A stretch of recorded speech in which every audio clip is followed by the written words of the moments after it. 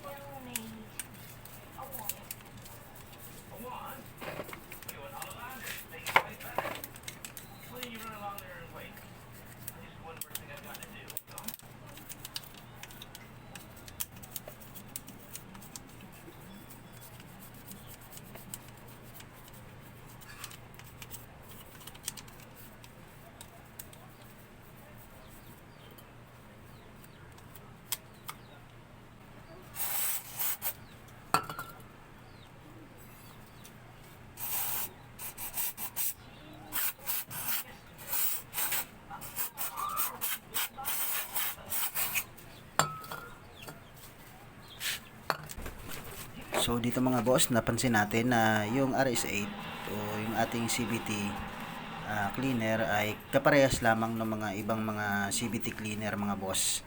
So ang disadvantage lamang nito mga boss ay talagang sobrang nagpapawis yung ating panggilid o yung mga metal na pag-i-sprayhan natin ng ating CVT cleaner.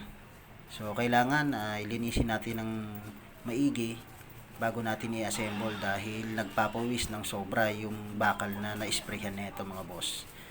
So yan yung ating tatandaan pag ginamit natin o gumamit tayo ng CVT cleaner sa ating panggilid mga boss.